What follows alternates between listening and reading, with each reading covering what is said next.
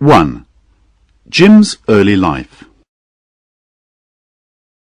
In the eastern ports where he worked for most of his life, Jim was very popular. He was an excellent seaman who was liked and trusted by everyone. He was tall and strongly built, with a deep voice and a confident way of talking. To his employers and the ship captains, he was just Jim, nothing more. He had a special reason for not wanting people to know his other name. But nothing remained secret for long in seaports, and soon someone who knew about his past was certain to arrive. When this happened, Jim always left his well-paid job immediately and moved on to another port.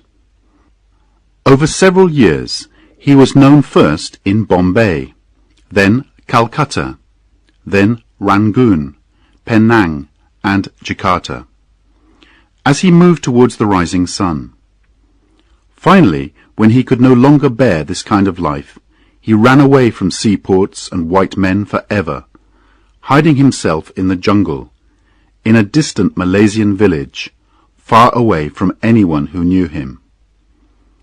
The natives of the village gave him an extra name. They called him Tuan Jim, or, as we would say, Lord Jim. Jim had spent his childhood in a comfortable, peaceful home in the southwest of England. His father was a vicar, a kind man who always did his duty, and who had no doubts about what was right or wrong. The family house was warm and welcoming, with plenty of room for Jim and his 4 older brothers to play in. Close to it, on a hill, was the small grey church, standing like a rock where it had stood for centuries. There had been vicars in Jim's family for 100 years, but one of his brothers had already shown an interest in the church, so his father had to find some other work for his youngest son. When Jim spent a whole summer reading sea stories, his father was delighted, and decided that Jim would join the merchant navy at once. He was sent to a training ship on a busy, wide river near London. There, 200 boys slept, ate, and worked together, learning everything a sailor needs to know. Because he was strong and quick and intelligent, he learnt fast, and was generally liked. The work seemed easy to him, and he was confident of his bravery in any danger. Sometimes, at night, he used to forget the crowd of noisy boys around him, and escape into his own dream world of sea stories. He saw himself swimming bravely through the waves to save passengers from sinking ships, fighting natives on lonely islands, and giving orders to frightened sailors to save their lives.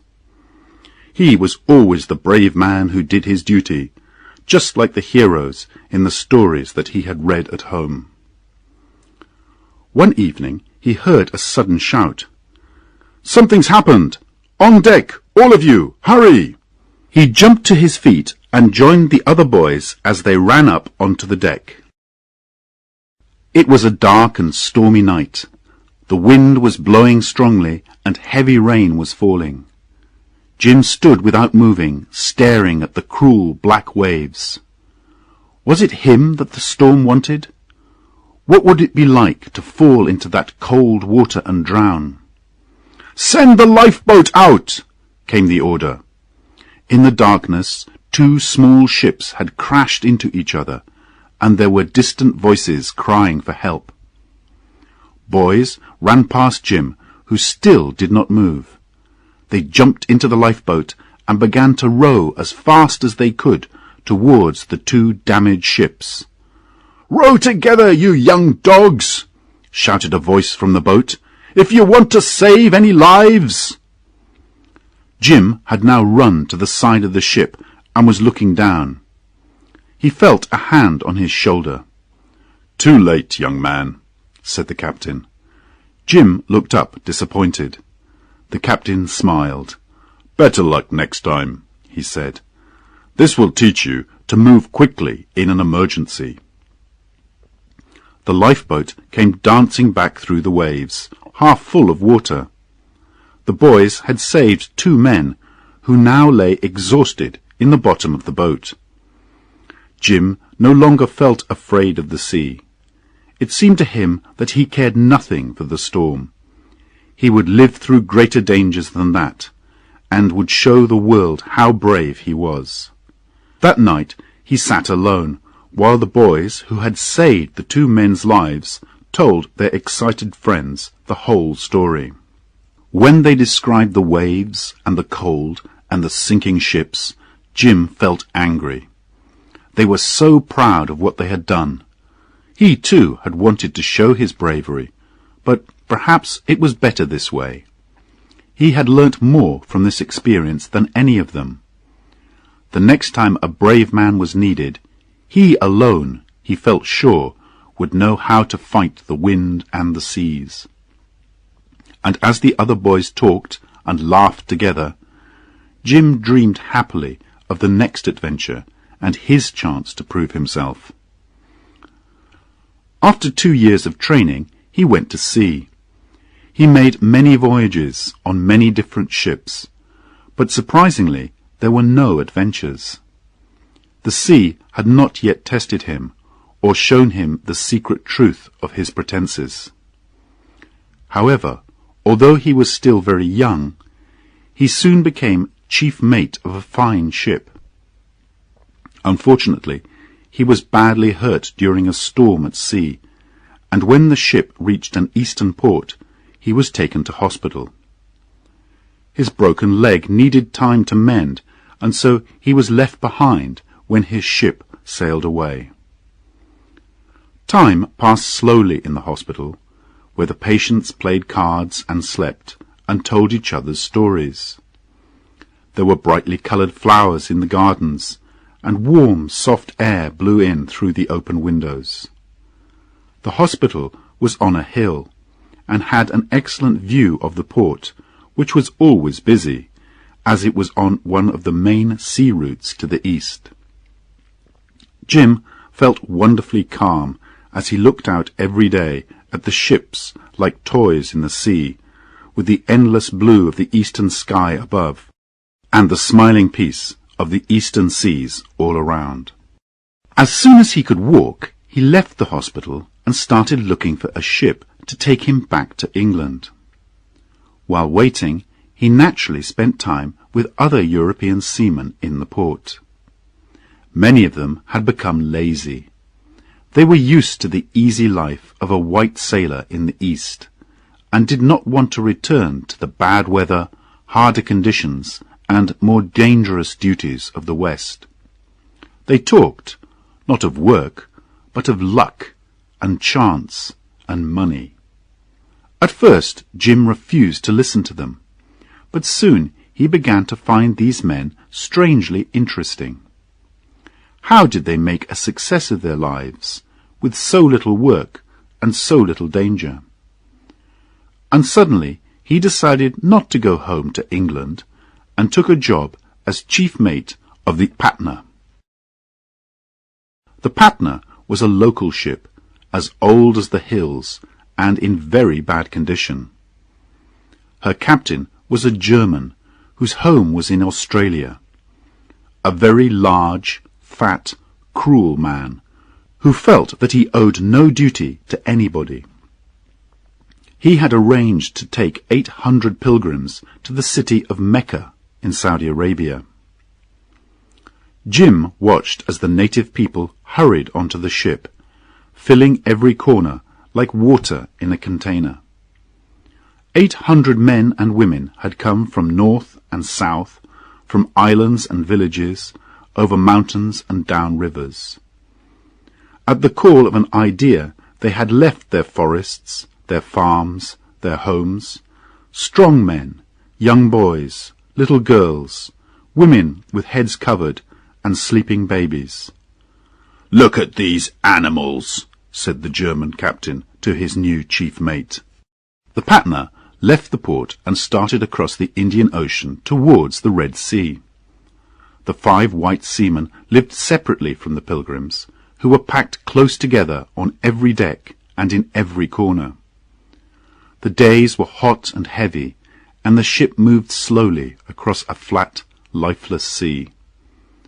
There were no clouds in the burning sky, and it was too hot to think or feel. The nights were beautiful.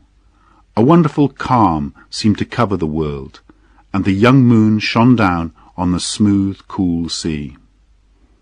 Jim thought that there was nothing but peace and happiness in nature, as he breathed in the soft air, while in all the dark corners around him the pilgrims slept, trusting the white men to keep them safe. 2 Malays stood silently at the wheel. Jim walked along the deck and looked at the dark water. He did not see the shadow of what was to come. In fact, he felt that nothing could hurt him on a night like this. He had been responsible for the ship for several hours now, and he was feeling sleepy. "Anything to report?" The captain had come up noiselessly behind him. His face was red, with one eye half closed, the other staring and glassy. His fat body shook when he walked, and his clothes were dirty and unbuttoned. Jim answered his captain politely, but moved a little away from the ugly figure who had destroyed the night's peace. The ship continued to move smoothly over the flat sea. "You can't imagine how hot it is down below," said a voice. It was the young second engineer, who had come up on deck for some fresh air. He did not seem able to speak clearly. "Why I work on this old ship I don't know," he went on. "We engineers work twice as hard as you sailors, and—" "Don't speak to me like that, you dog!" shouted the captain. "Where did you get your drink?" "Not from you, Captain," laughed the engineer. "You're too mean for that. No, the good old chief gave me some." The chief engineer was a well-known drinker, who normally kept his drink to himself. Tonight, however, he had given some to the second engineer, who was not used to it. The chief and the captain had worked together on many ships, and people in the Patna's home port said that they had been guilty of every crime you could think of at one time or another. Jim watched the captain getting angrier and angrier, and the young man shouting louder and louder. He smiled to himself. These men did not belong to the world of adventure. They had nothing to do with him. He was almost asleep on his feet. Suddenly the engineer was thrown forward onto his face and lay silent on the deck. Jim and the captain stared at the calm sea and looked up at the stars. What had happened? They could still hear the engines turning. Had the earth stopped? Now the cloudless sky and the quiet sea looked less safe than before. "What was that?" cried the engineer, holding his arm in pain. There was a noise like distant thunder, and the ship trembled. The 2 Malays at the wheel looked at the white men, but received no orders, so did not move. The Patna lifted a little in the water, and then continued smoothly on her way. 2. Marlowe meets Jim. A month or so later, at the official inquiry, Jim was asked what had happened to the Patna. Trying to describe the experience honestly, he replied, "The ship went over whatever it was as easily as oil running over a stick." The inquiry was held in the crowded police court of an eastern port. Jim stood there in front of them all, while many eyes looked at him out of dark, white and red faces, like staring shadows. They saw a large, good-looking young man with a straight back and unhappy eyes. The 3 judges, 2 of whom were sea captains, sat together under a large window. They asked Jim clear questions, which he answered truthfully. Outside, the sun was beating down, and the air was heavy in the courtroom. Jim's voice seemed very loud to him. It was the only sound in the world. The painful questions they asked him appeared to come from inside him, like the questioning of his conscience. "So, after you realized the ship had hit something underwater, your captain ordered you to go and see if there was any damage?" asked one of the sea captains. "Yes," said Jim. "I discovered a big hole in the metal wall of the ship below the water. I didn't think of danger just then. I was surprised, because it had happened so quickly. I was on my way back to tell the captain when I met the second engineer. He had broken his left arm when he was thrown forward earlier. When I told him about the damage, he cried, 'My God, the whole ship will be full of water in a minute!' He pushed me away with his right arm and ran up onto the bridge, shouting as he went. I followed him and was in time to see the captain hit him. The captain ordered him to keep quiet and go and stop the engines." Jim hoped that if he described everything exactly and gave all the facts, the people in the courtroom would understand the full horror of it. Every small detail of what had happened was important. Fortunately, he remembered it all very clearly. There was something else as well, something unseen and evil that had helped cause the disaster. He wished to make that clear. He wanted to go on talking, to find out the truth. But although he spoke calmly and carefully, he felt like a trapped animal, desperately searching for a way out. The questioning continued. Jim was beginning to feel very tired. His mouth was tastelessly dry, and his head felt hot, while the rest of his body was cold. While he waited for the next question, his eyes rested on a white man sitting by himself. He had a worn, clouded face with clear, quiet eyes. Jim answered another question and wanted to cry out, "Is it worth going on? Is it really worth it?" He met the eyes of the white man, who was looking at him differently from all the others in the courtroom. It was an honest, intelligent look. Telling the truth was not enough, thought Jim. Words were no good to him any longer, and that man appeared to understand his hopeless difficulty. That stranger with the clear, quiet eyes was Marlowe, and later on, in distant parts of the world, Marlowe often remembered Jim and talked about him. It was usually after dinner in a friend's house, when men sat comfortably in their armchairs on the veranda and smoked their cigars, that Marlowe was asked to talk. In the darkness, as he sat surrounded by sweet-smelling flowers and a group of listening men, every detail of that fresh young face and straight figure came back to Marlowe. He could almost imagine himself back in the past, and he often began with a warning to his listeners.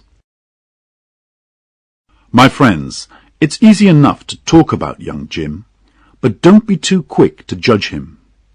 A good dinner, an excellent cigar, and a beautiful evening of freshness and starlight like this make us forget how difficult life can be. We all try to do what is right, but the best of us can take the wrong route occasionally. Yes, I was at the official inquiry and saw Jim there, but I had seen him before. The first news we had of the Patna was a mysterious message from Aden that a damaged ship full of pilgrims had been found without its officers in the Indian Ocean. The whole waterfront, boatmen, natives, officials, clerks, talked of nothing else for 2 weeks. Then, one fine morning, I was standing near the port office when I saw 4 men walking towards me, and suddenly realized that they must be the missing officers from the Patna. I recognized the captain, a fat, ugly German, who was well known in all the eastern ports as an irresponsible and dishonest seaman. Behind him was the chief engineer, a tall, thin man, and the second engineer with a broken arm. The fourth was a young man with fair hair and square shoulders, who stood with his hands in his pockets, turning his back on the others. This was my first view of Jim, and I was strangely interested in him, because he looked so clean-faced, so strong, so brave. I felt almost angry.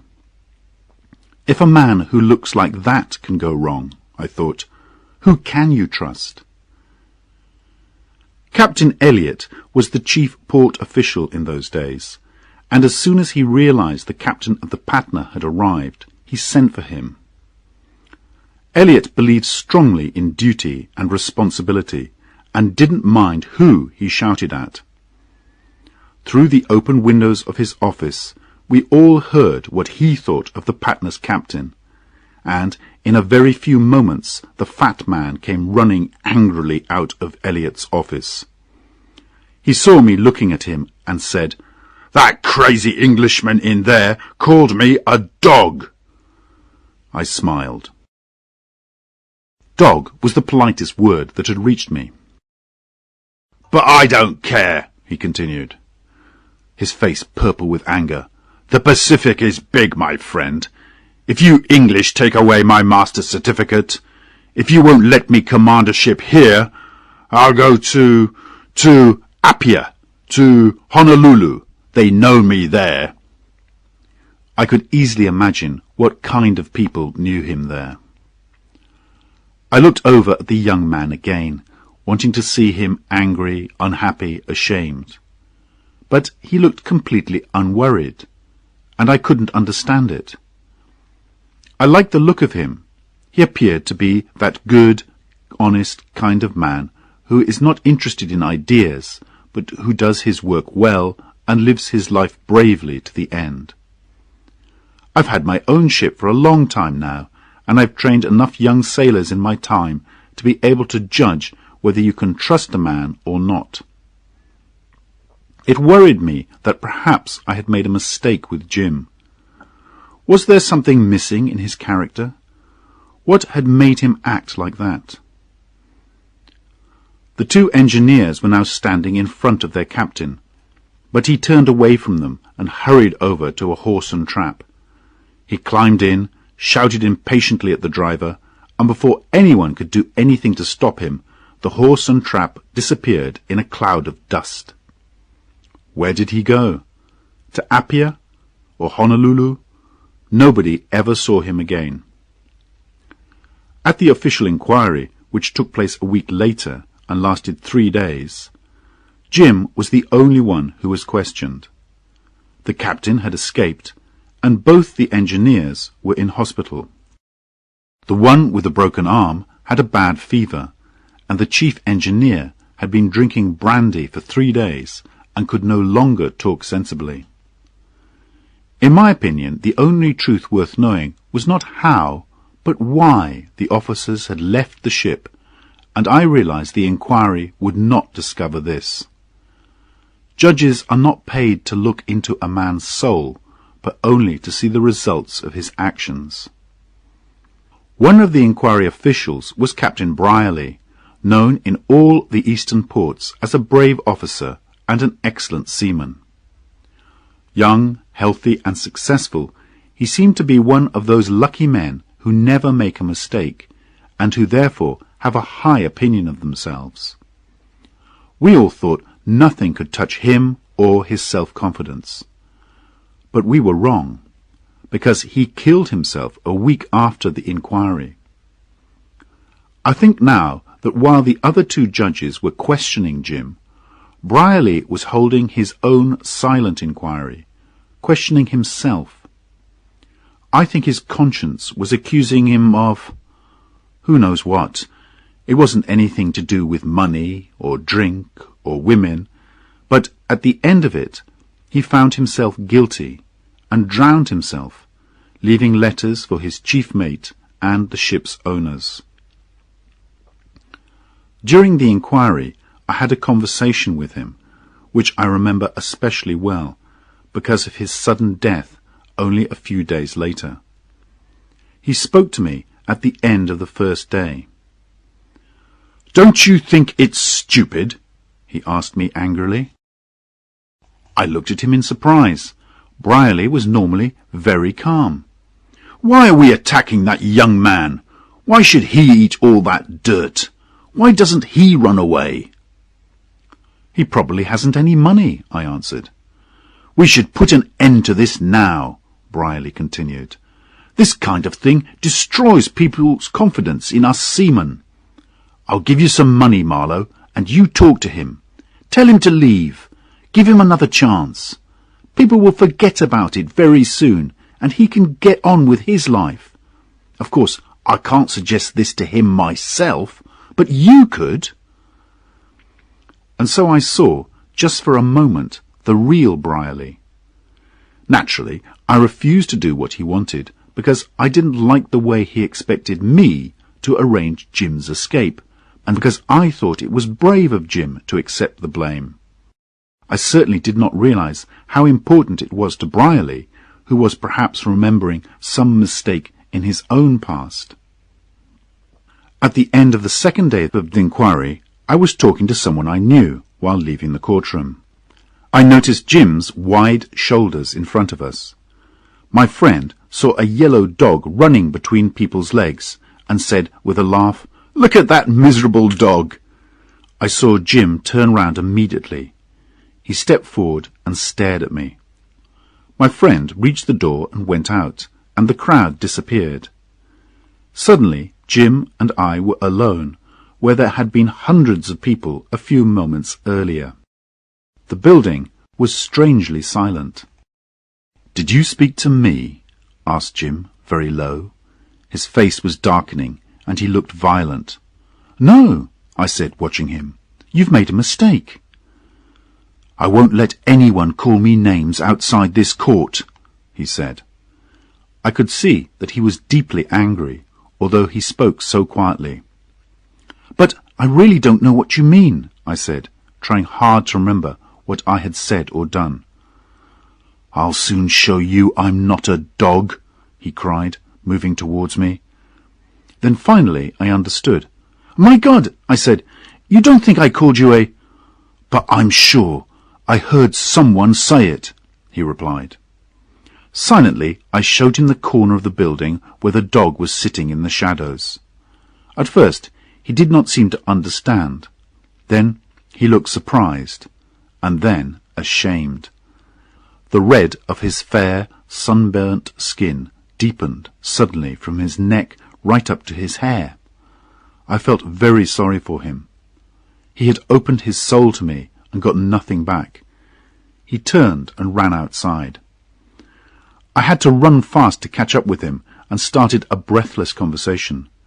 By now his self-control had returned, and he apologized. "You see," he explained, "there are so many staring people in court who probably think what I thought you said. In court I have to accept that, and I do, but outside it's different." I don't pretend I understood him, but I wanted to know more about him, so I invited him to dinner at the Malabar House Hotel, where I was staying. 3. Jim tells his story. The big hotel dining room was more than half full of people, eating, drinking and talking, while the dark-faced waiters hurried from table to table. And opposite me sat Jim, with his blue, boyish eyes looking straight into mine. I liked his young, honest face and his seriousness. He was the right kind. He was one of us. But how could he talk so calmly? Was it because he was controlling himself, or because he did not care? Towards the end of dinner, I mentioned the inquiry. "It must be awfully hard for you," I said. I was surprised by what happened next. He put out a hand quickly and held my arm, staring fixedly at me. "It is hell!" he cried. People at tables near us turned to look. I stood up and we went outside to sit on the veranda with our coffee and cigars. From our chairs we looked out at the sea where the lights of the ships shone like stars in the thick, warm darkness. "I couldn't run away," Jim began. "The captain did, but that's no good for me. The others have got out of it too, but I couldn't, and I wouldn't. I can never go home now, you know. I'm sure my dear old Dad has seen the story in the newspapers by now. I can never explain all this to the poor old man. He wouldn't understand." I looked up. I had the feeling he was extremely fond of his old dad, and I imagined how proud the country vicar had been of his sailor son. Jim went on. "Look, you mustn't think I'm like those others, you know, the captain and the engineers. What happened to me was different." I said nothing to agree or disagree with this, but I didn't know if he really believed what he was saying. "I don't know what I'll do after the inquiry. Nobody will employ me as an officer again. I haven't any money to go anywhere else. I'll have to get occasional work on a ship as an ordinary seaman." "Do you think you can?" I asked. I wanted to hurt him, to break his self-control. He jumped up and turned away, then came back and looked miserably down at me. "Why did you say that? You've been very kind to me. You didn't laugh when I—" Here his voice trembled. "Made that stupid mistake." Looking away from me, he stared into the darkness. "It's a question of being ready. I wasn't. Not then." And then, turning to me, "Look, I'd like to explain. I'd like somebody to understand. One person at least. You! Why not you? Ah, what a chance I missed! My God, what a chance I missed!" He was silent for a while, with a quiet, distant look in his eyes as he thought of that lost opportunity. I watched him moving into his own private world of heroic dreams and adventures. Ah, he was romantic. He was very far away from me, although his chair was only a metre away from mine. Suddenly I saw from his delighted expression that he had reached the heart of his impossible world and come to the end of his perfect dream. His young face wore a smile that your faces will never wear, my friends, nor mine either. I brought him roughly back to the present by saying, "You missed a chance when you left the ship, you mean?" He turned quickly towards me, his dream broken and his eyes suddenly full of pain. "You see," he said after a moment, "the hole in the side of the ship was so big, a piece of metal as big as my hand fell off while I was looking at it." "That made you feel bad?" I said. "Do you suppose I was thinking of myself? There were 800 people on that ship and only 7 boats. I expected to see the hole widen and the water flow over them as they lay sleeping. What could I do?" He passed a hand over his head. "The captain has sent me to check the damage again. At first I wanted to wake all the passengers up, but my mouth was too dry and I couldn't speak. I felt completely helpless. When I looked at the unconscious sleepers around me, I saw dead men. Nothing could save them. There was no time. I could not repair the damage, and I could not save 800 people in 7 boats. I saw, as clearly as I see you now, that there was nothing I could do. It seemed to take all the life out of my body. I just stood there and waited. Do you think I'm afraid of death?" He banged his hand angrily on the table, so the coffee cups danced. "My God, I tell you I am not!" He was not afraid of death, perhaps, but, my friends, I'll tell you what he was afraid of: the emergency. He was able to imagine only too well all the horrors of the end: water filling the ship, people screaming, boats sinking, all the terrible details of a disaster at sea. I think he was ready to die, but I suspect he wanted to die quietly, peacefully.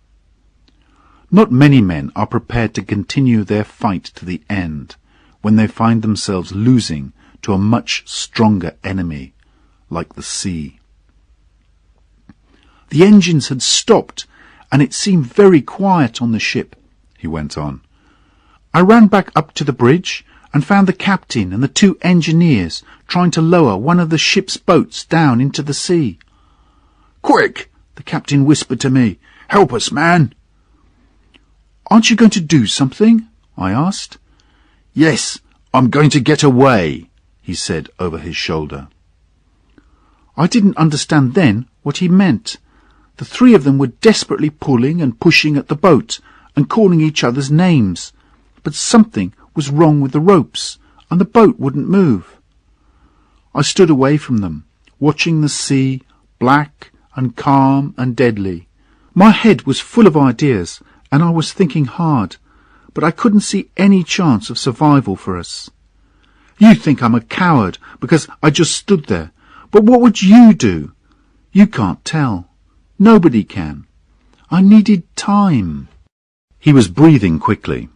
He was not speaking to me, but seemed to be on trial in front of an unseen judge who was responsible for his soul. This was a matter too difficult for the court of inquiry to decide. It was about the true nature of life, about light and darkness, truth and lies, good and evil. As he spoke, his eyes shone. Ever since I was a boy, I've been preparing myself for difficulties and danger. I was ready, I tell you, ready for anything, but— And the light went out of his face. This was so unexpected. Well, I'll tell you the rest. As I was standing there on the bridge, the 2nd engineer ran up and begged me to help them. I pushed him away. In fact, I hit him. "Won't you save your own life, you coward?" he cried. "Coward? That's what he called me." Jim threw himself back in his chair and laughed loudly. I had never heard anything as bitter as that noise. All around us on the veranda, conversation stopped. People stared at him. After a while, he continued with his story. "I was saying to the Patna, 'Sink! Go on, sink!' I wanted it to finish. Then, in the sky, I saw a big black thundercloud coming towards us, and I knew the ship couldn't survive a storm. I saw that George, the 3rd engineer, had now joined the other 3, who were still trying to get the boat lowered. Suddenly, George fell backwards and lay without moving on the deck. He was dead. Heart trouble, I think. And just then there was a loud crash as the captain and the 2 others managed to get the boat down into the water. They were in the boat, and I could hear them shouting from below, "Jump, George, jump!" Jim trembled a little, and then sat very still as he relived the awful moment. There were 800 living people on that ship, and they were shouting for the one dead man to jump. "Jump, George, we'll catch you!" I felt the ship move. I thought she was going down, under me. Jim put his hand to his head again and paused for a moment. "I had jumped, it seems," he added. His clear blue eyes looked miserably at me, and I felt like an old man helplessly watching a childish disaster. "It seems you did," I agreed. "When I was in the boat, I wished I could die, but I couldn't go back. I jumped into an everlasting deep hole."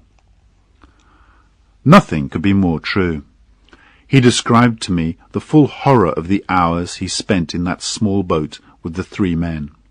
They called him evil names, angrily accused him of killing George, even talked of throwing him out of the boat. "I didn't care what happened to me," Jim went on. I wondered if I would go crazy or kill myself. You see, I had saved my own life, while everything that was important to me had sunk with the ship in the night. We were certain the ship had sunk, you know. As we rowed away, we couldn't hear any cries or see her lights. The captain said we were lucky to survive, and I decided not to kill myself. The right thing was to go on. Wait for another chance. Test myself. After a long silence, he continued. Another ship picked us up the next day. The captain and the others pretended we had tried to save the passengers, but the Patna had sunk too fast. The story didn't matter to me. I had jumped, hadn't I? That's what I had to live with. It was like cheating the dead. And there were no dead, I said. He turned away from me at that. I knew that a French ship had found the Patna sailing out of control. The captain had put several of his officers on board, and they sailed her to the nearest port, Aden. Although the Patna was badly damaged, it had not sunk, and nobody had died, except George, the third engineer, whose body was found on the bridge. The pilgrims were all put onto other ships to continue their journey to Mecca. But everybody went on talking about the Patna, and now, when seamen met in the eastern ports, they very often discussed the strange story of the pilgrim ship and the officers who ran away, just as I am telling you about it tonight. 4. Marlowe offers to help. Our coffee and cigars were finished. I knew that tomorrow, or was it today, it was well past midnight, the inquiry judges would take up the weapon of the law and punish Jim. I told myself repeatedly that the young man was guilty, but I wanted to help him get away. My friends, if you can't understand my reasons, you haven't been listening to me all this time. So I suggested Brierly's plan of escape to Jim. I would lend him some money, he could pay it back when he liked, and I would also write a letter to a friend of mine in Rangoon, who would give him a job. Jim could leave that same day and save himself the shame of the final day in the crowded courthouse. I was impatient to begin writing the letter immediately, but Jim refused. "Run away? No, I couldn't think of it," he said, shaking his head. "It's awfully good of you, but no." I'm sure that things looked terribly uncertain to him at that moment, but he did not hesitate. He was young and strong, and there was something fine in his wild hope that he would survive. I felt angry, however. "The whole miserable business is bitter enough for a man like you," I started saying. "Yes, it is," he whispered, his eyes fixed on the floor. The way he spoke touched me to the heart. "The captain escaped. The others went to hospital. They all got away." He waved them scornfully away with his hand. "But I've got to accept this thing. I'm not going to avoid any of it." "Oh, really, my dear man," I said crossly. "You don't understand," he replied, looking straight into my eyes. "I jumped, but I don't run away." Neither of us knew how to continue the conversation. I stood up at last, saying, "I had no idea it was so late." "I expect you've had enough of this," he said, "and to tell you the truth, so have I." Well, he had refused my offer of help, and he was ready to go now. Outside, the night was waiting for him, quietly and dangerously. For a few seconds we stood together silently. "What will you do after, I asked very low. "Go to hell, probably," he replied. I judged it best to answer lightly. "Please remember, I would very much like to see you before you go." "Nothing will prevent you," he said bitterly. "Everybody will know where I am." And then, as we said goodbye, he stupidly imagined that I did not want to shake hands with him. First he offered his hand, then pulled back, then hesitated, then, It was too awful for words. I had to shout at him, "Jim, shake hands with me, man!" Finally, it was over, and he disappeared into the night. I heard his heavy footsteps. He was running, with nowhere to go to, and he was only 23. Next morning, the last day of the inquiry, I was in court again. It was really very wrong of me, because my chief mate was expecting me to visit my ship, but I had to know what would happen to Jim. Outside, the streets were full of colour and bright sunshine, but the courtroom was dark and airless. Jim stood there, pink and fair and serious, while the judge spoke. This court has decided that the officers of the Patna, who were responsible for all the ship's passengers, were guilty of forgetting their clear duty when they left the ship in the moment of danger. The court has therefore decided to take away the master certificates of the captain and chief mate. The room was silent. Then people started to leave. I saw Jim, his face as black as thunder, walking out slowly and a little uncertainly. As I was watching him, a man called Chester spoke to me. I knew him a little. He was a West Australian who normally traded in the Pacific, but had come here looking for a cheap ship to buy. He watched Jim walking away. "That young man's no good, is he?" he said. "But I can give him a job. I've discovered a guano island among the Walpo rocks, which is going to make me rich. It's rocky and a little bit dangerous to land there. I can't get anybody to take the job, but I need a man to do the work there for me. I don't care if he's a bit of a coward or hasn't got his certificate. He'll have 40 natives to collect the guano, and I'll give him a couple of guns, of course. You could persuade him to take the job, Marlowe, couldn't you?" I stared at him in horror. I knew the place he was talking about. There was no water on the island, and very little rain fell there. I had a sudden picture of Jim on the shadowless rock, up to his knees in guano, with the screams of seabirds in his ears, and the sun beating down on his head. "I wouldn't advise my worst enemy to accept your offer," I said scornfully. "It's just the job for him," Chester smiled unpleasantly. "I can promise the island wouldn't sink under him. I believe he's a bit sensitive on that question." "Good morning," I said sharply and walked away, leaving him staring angrily after me. I hurried down to the waterside and found Jim looking miserably at the sea. He didn't hear me come up, but turned quickly when I touched his shoulder. He followed me back to the hotel obediently. I realized that he had nowhere in the whole world where he could be alone with his suffering.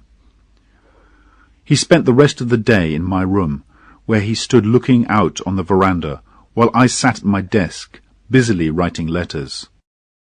We did not speak to each other. I wrote all the letters I owed people, and then I wrote to people who would certainly be surprised to receive a letter from me.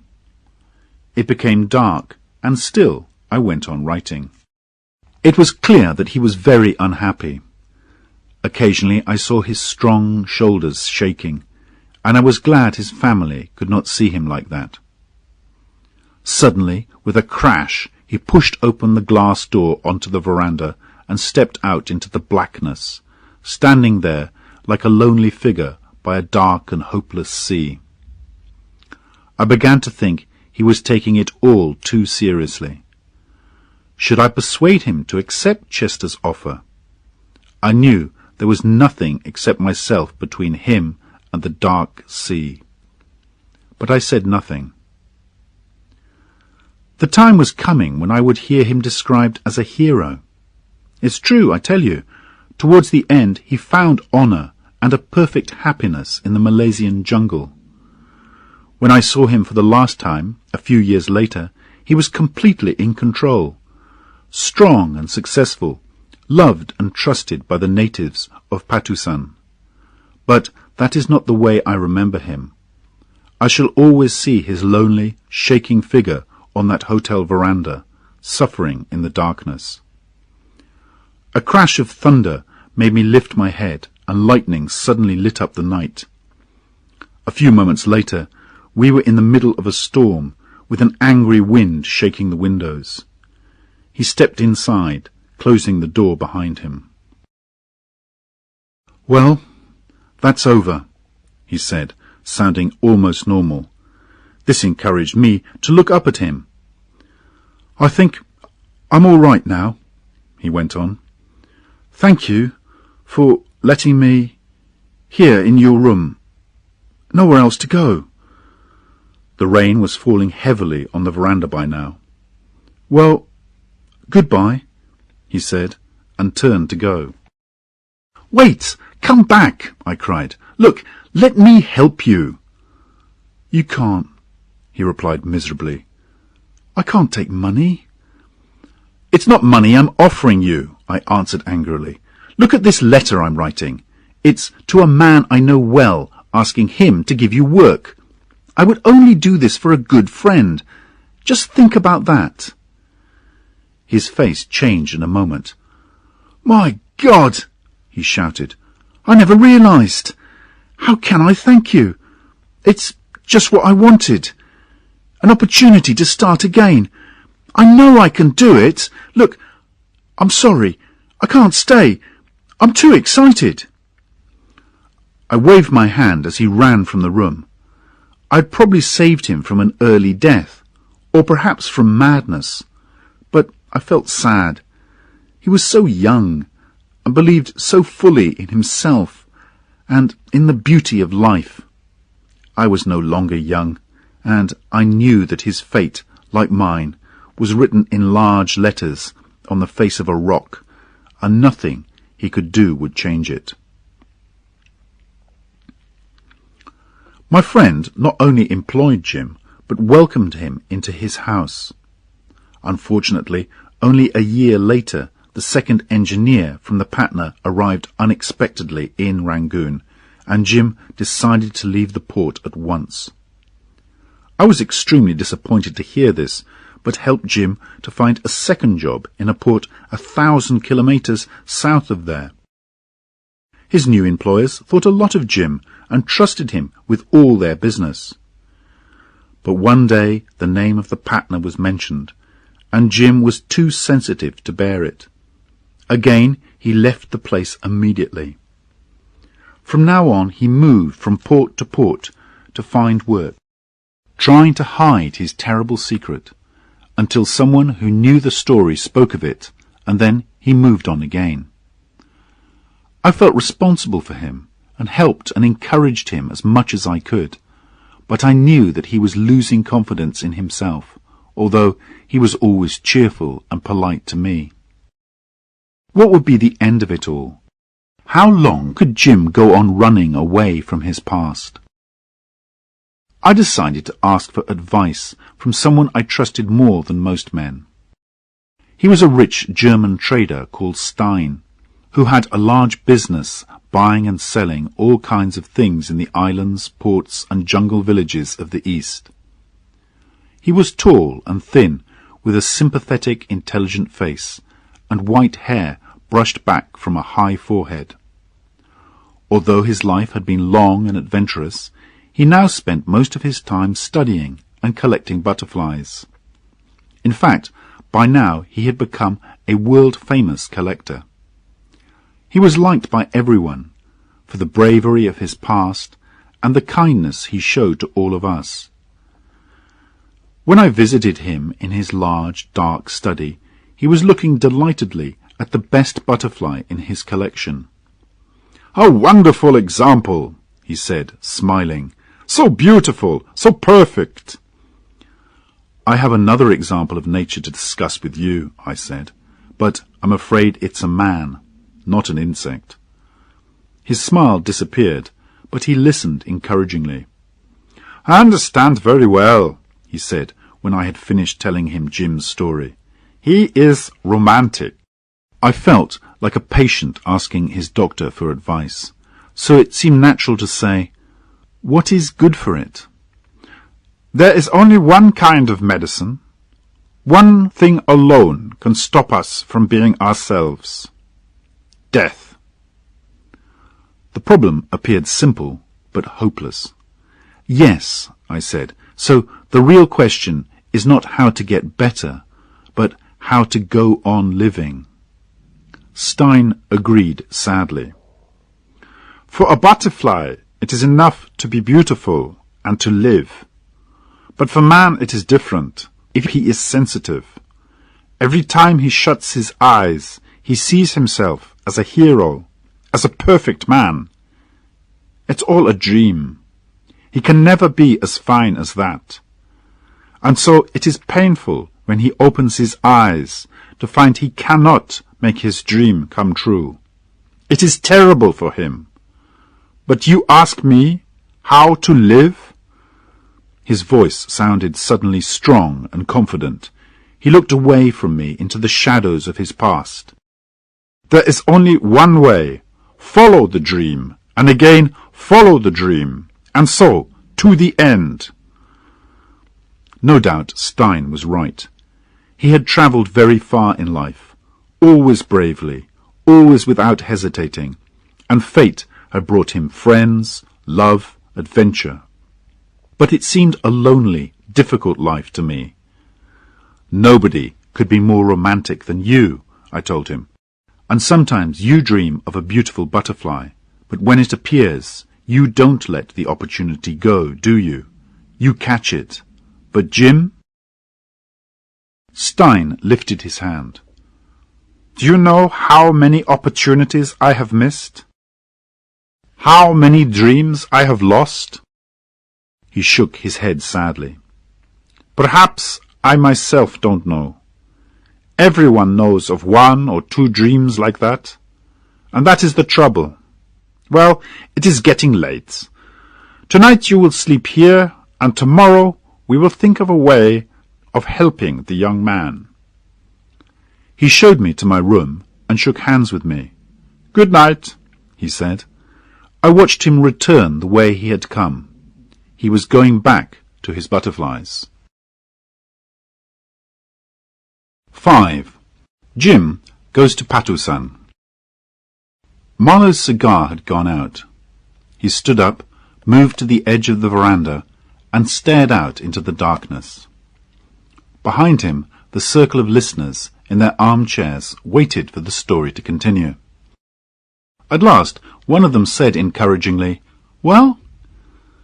Marlowe turned to face them, carefully relit his cigar, and then continued with his story. "I don't suppose any of you have heard of Patusan. It doesn't matter. There are many stars in the sky that most people have never heard of, and which are of no importance to them anyway. Patusan was like one of these stars. It was occasionally mentioned by officials in Batavia, and it was known by name to a very few in the trading world. But nobody had ever been there, and I suspect nobody wanted to go there. That was where Stein arranged to send Jim. It was like sending him to the moon. He left his past world behind him and started a completely new life. Stein knew more about Patusan than anybody else. I have no doubt he had been there, perhaps looking for butterflies when he was younger. It was at breakfast the next morning after our talk about Jim that he mentioned the place. I had just repeated what poor Brierly had said to me. He should creep away somewhere and hide. Stein looked up at me with interest. "That could be done," he said, drinking his coffee. "You know, bury himself somewhere," I explained. "Yes, he is young and could make another life for himself. Well, there is Patusan," he added, "and the woman is dead now." I didn't know the woman he had mentioned, but I learned from Stein that she had been an intelligent, good-looking Dutch Malay girl. She had married a worthless Portuguese man who made her life extremely miserable. Because Stein felt sorry for her, he gave her husband a job as manager of Stein and Company's trading post in Patusan.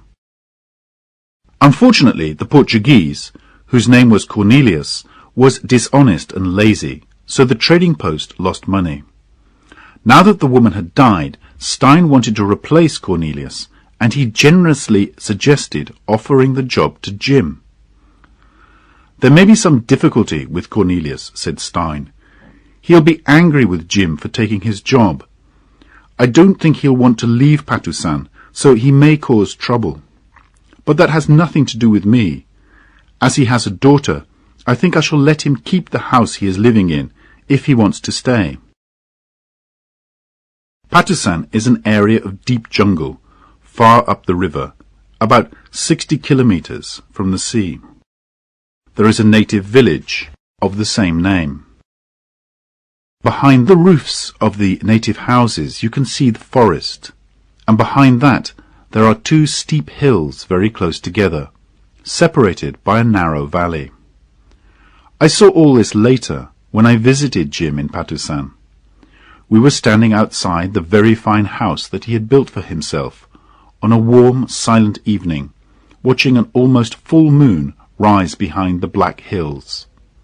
Red and round and nearly perfect, it sailed slowly upwards between the sides of the valley, finally moving away above the hilltops, like a soul escaping from a buried body. "Wonderful effect," said Jim by my side. "Worth seeing, isn't it?" He spoke proudly, and that made me smile. Did he feel he could control even the movements of the moon? He was in control of so many things in Patusan, things that had once seemed as far beyond his control as the moon and the stars. But Stein and I had no idea of this when we talked about sending him to Patusan. We both wanted to get him away from himself rather than anyone else. We knew he would be safer in a quiet, lonely place, with nobody who knew or cared about his past. I must tell you, however, that I had another reason for sending him away. I was about to go home to England for a while, and I think I wanted, more than I myself realized at the time, to be free of him. Do you understand? Before I left, I was going home, and he had come to me from there, with his miserable trouble and his shadowy dreams, like a man carrying something heavy on his tired shoulders in a thick mist. I cannot say I had ever seen him clearly, right up to the day when I had my last view of him. But the less I understood him, the closer I felt to him. After all, I did not know much more about myself. And then, I repeat, I was going home, to that distant place we all come from. We, the famous and the unknown, travel in our thousands all over the world, earning beyond the seas our good name, our fortune, or perhaps just enough bread for that day. But when we go home, we meet again our friends, our family, and others, those whom we obey and those whom we love. More than that, we have to meet the soul of the country that lives in its air, in its valleys, in its rivers and its trees, a wordless friend and judge. To breathe in the peace of home, to be happy there, I think we have to return with a clear conscience. I know that Jim felt something of this. He would never go home now. Never. He could not bear the idea of it. And so, like a much older brother, I felt responsible for Jim. I was worried about what would happen to him. For example, he could start drinking. The world is small, and I was afraid of meeting him one day in a foreign port, a red-eyed, dirty drunk, asking to borrow $5 from me. You know how often that happens. When you can only just recognize a sadly changed figure from the past, who reappears in your life for a moment. That seemed the worst danger I could see for him or for me, but I knew I had no imagination, and Jim had plenty. People with imagination often go further than others in life, for good or evil. How could I tell what Jim would do? You see, I'm telling you so much about my fears for him because there is not much of the story left. I hear you ask, was I right to be afraid for him? I won't say. Perhaps you can decide better than I can. Anyway, Jim did not go wrong. Not at all. In fact, he developed wonderfully and lived his life bravely and honestly to the end. I ought to be delighted because I was closely involved in his success. But somehow I am not as pleased as I expected to be. I ask myself if he really managed to carry himself out of that mist in which I had seen him. And another thing, the last word has not been said, will probably never be said. Our lives are too short for anyone to judge us fully, and we ourselves never have time to say our last word, the last word of our love, our trust, our sadness, our guilt, our fight against the darkness. I won't tell you much more about Jim. In my opinion, he reached greatness, but you may see it differently. My words may not be enough to persuade you, as I'm afraid you people think more of your bodies than your imaginations. I don't want to be rude. It is sensible to have no dreams, and safe, and useful, and boring. But surely, my friends, you too have known, once in your time, the brightness of life, the fire that burns in you so strongly and unexpectedly, then, too soon, disappears. Jim's fame never reached the outside world, of course, from a place so lonely and far from anywhere. At one time, Patusan was famous for its pepper, and in the 17th century, Dutch and English traders travelled far through the jungle in their desperate search for this valuable plant. These heroic adventurers did not care about disease, hunger, or death. Some of them left their bones whitening in a distant land, so that companies at home could make fortunes selling pepper. For 100 years they sent back news of Patusan, describing its rivers and jungle, its natives and customs, and the great Sultan who controlled the fate of all who lived there. But now the pepper has all gone. Nobody writes or talks about Patusan any longer, and the present Sultan is a young boy whose uncles have stolen his fortune. It was Stein who told me all this. He was perfectly honest with me over the breakfast table that morning.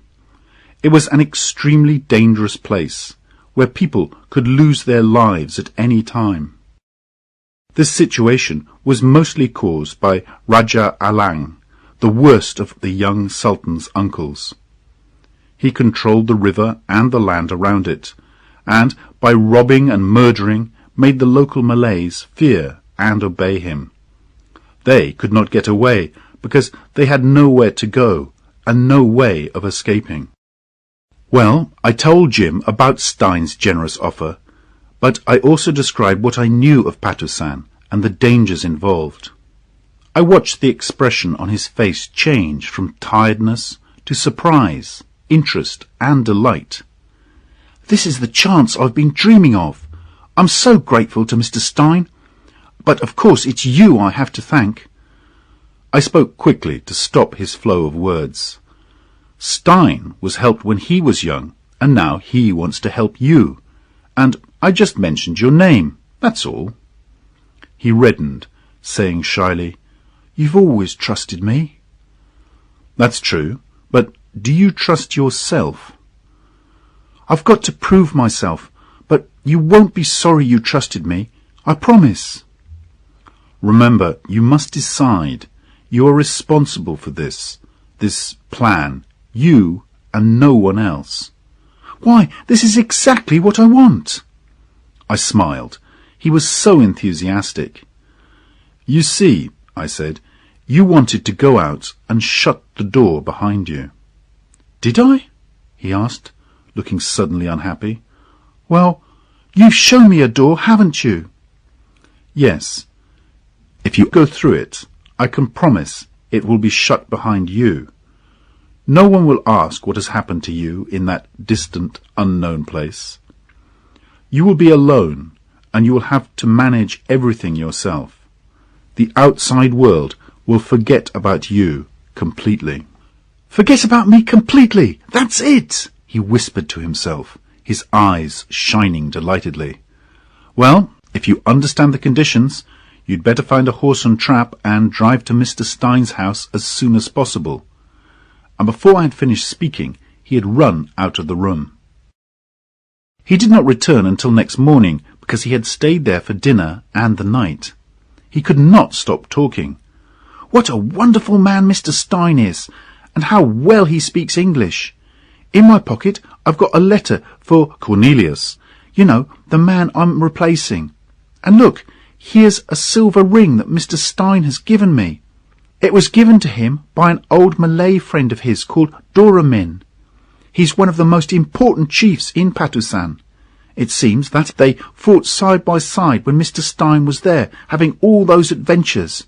So, if I show Doramin this ring, he'll help me. I think Mr. Stein saved his life once. He's a brave man, isn't he? He's hoping things are all right in Patusan. He hasn't had any news for over a year, so he doesn't really know. And the river's closed, but I'm sure I'll be able to get in. He almost frightened me with his excited talk. After all, he wasn't a boy going on holiday, but a grown man making a dangerous journey into the unknown. He noticed my expression, and it seemed to calm him a bit. You probably don't realize, he said, how important the ring is to me. It means a friend, and it's a good thing to have a friend. Like you. He paused. I'm going to stay there, you know. If you live long enough, you'll want to come back. Come back to what? He asked absently. Is it to be never, then? I asked after a moment. Never, he repeated dreamily, then suddenly jumped up. My God, Mr. Stein's ship sails in 2 hours' time. I went back to my own ship, and Jim came to say goodbye to me there. I gave him a gun and 2 boxes of ammunition, in case he needed them. The gun may help you to remain, I said, then corrected myself quickly. May help you to get in, I mean. But Jim was not troubled by this. He thanked me warmly, shouted goodbye, and jumped into his own boat. As his boatman rowed away, I suddenly noticed he had left the ammunition behind, and I ordered my men to get a boat into the water at once. Jim was making his men row like madmen, and we could not catch him before he reached Stein's ship. In fact, our 2 boats arrived at the same moment. We both stepped onto the deck, where I gave him the ammunition boxes. The ship was ready to sail. Stein's captain, a half-caste, spoke to me. He did not think Jim had any chance of survival, and was only prepared to take his passenger to the mouth of the river. Anybody who goes further into Patusan will certainly die, he said. Between you and me, your friend is already a dead man. Then, while the captain shouted his orders and the sails rose around us, Jim and I stood alone together on deck, shook hands, and said our last hurried words to each other. I no longer felt annoyed with him, as I had sometimes done in the past. It was clear to me what miserable danger he was going into. I believe I called him dear boy, and he called me old man. For an unexpected short moment we were very close. Don't worry, he said. I promise to take care of myself. My God, nothing can touch me. What a wonderful opportunity!